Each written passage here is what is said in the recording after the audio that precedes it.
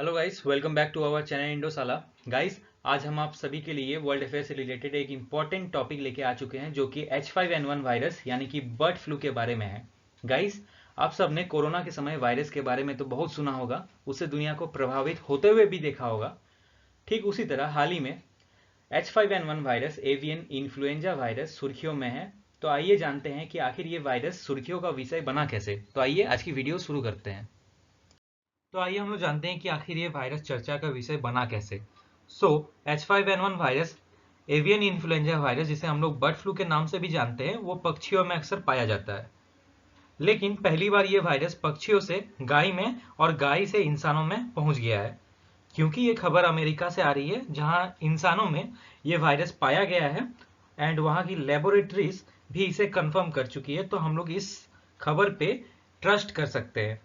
News report की माने तो वायरस कोविड के मुकाबले 100 गुना ज्यादा खतरनाक साबित हो सकता है एंड फिर से एक बार पैंडेमिक का कारण भी बन सकता है। H5N1 वायरस कई डेयरीज में देखा जा चुका है अमेरिका के अंदर एंड टेक्सास के एक व्यक्ति में भी इस वायरस के लक्षण पाए गए हैं। न्यूज रिपोर्ट की माने तो एनिमल्स के अंदर loss of appetite, low grade fever and reduce lactation के सिम्टम्स भी पाए गए हैं एंड अप्रैल 2024 में सबसे पहला human infection of H5N1 virus भी रिपोर्ट किया गया है टेक्सास, अमेरिका में। 1 अप्रैल 2024 में यूएस के एक व्यक्ति में एवियन इन्फ्लुएंजा वायरस के लक्षण पाए गए हैं, जिसे सीडीसी द्वारा कंफर्म भी किया गया है। क्योंकि वो व्यक्ति डेयरी फार्म से जुड़ा हुआ था, तो उसे संक्रमण डेयरी कैटल्स के जरिए ही हुआ है, ऐसा कहा जा रहा है।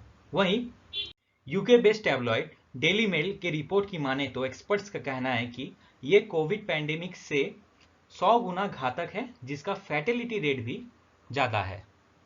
डॉक्टर सुरेश कुचिपुड़ी, जो पीटर्सबर्ग के जाने माने बर्ड फ्लू रिसर्चर हैं, उन्होंने वार्निंग दिया है कि ये वायरस मैमल्स इंक्लूडिंग ह्यूमंस को इन्फेक्ट करने की एबिलिटी के कारण फिर से एक पैंडेमिक शुरू कर सकता है। वहीं एक्सपर्ट जॉन फुल्टन का यह कहना है कि H5N1 pandemic could be more deadlier than कोविड-19 एपिडेमिक। कोविड-19 एपिडेमिक से भी ये ज्यादा डेडलियर हो सकता है ये H5N1 पैंडेमिक अपने सिवियरिटी के कारण, and this appears to be 100 times worse than Covid. वहीं वर्ल्ड हेल्थ ऑर्गेनाइजेशन की डाटा के हिसाब से हर 100 पेशेंट्स में से 52 पेशेंट्स जो कि H5N1 वायरस से इन्फेक्टेड है मर चुके हैं 2003 से। एंड डेटा के हिसाब से इस वायरस का फेटिलिटी रेट भी 50% से ज्यादा है।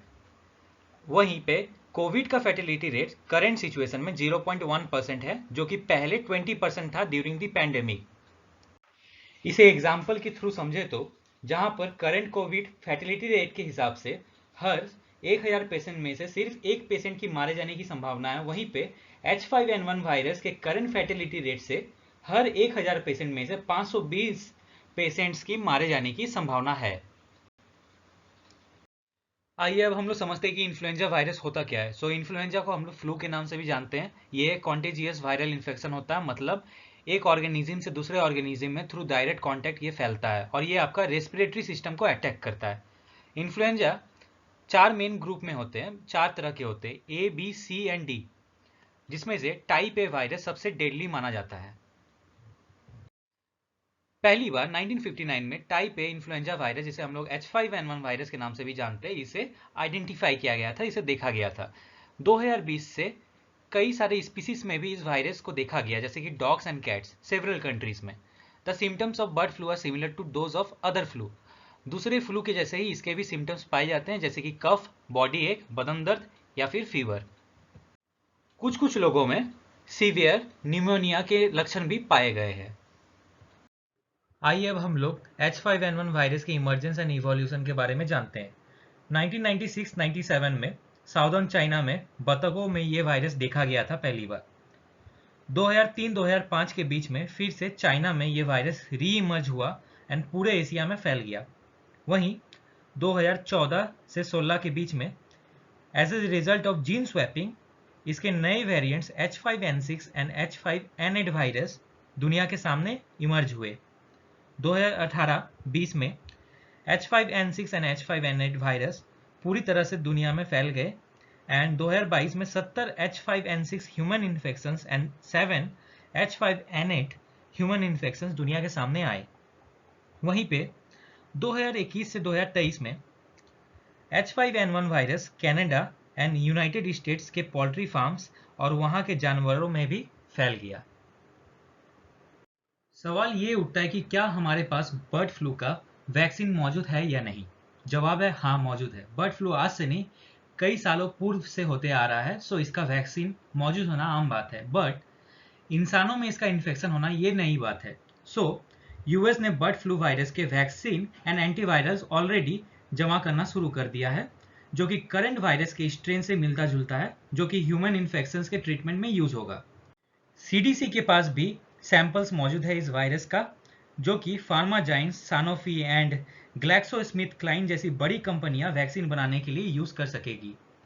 आखिर में बात ये उठता है कि इस वायरस से बचने के लिए हमें क्या सावधानियां बरतनी चाहिए।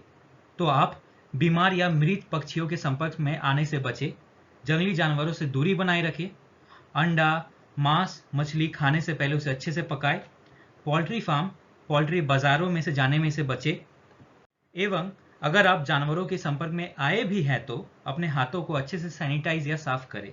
ऐसी छोटी छोटी सावधानियों को बरतने पर आप स्वयं एवं अपने परिवार को इस बर्ड फ्लू वायरस से बचा सकते हैं।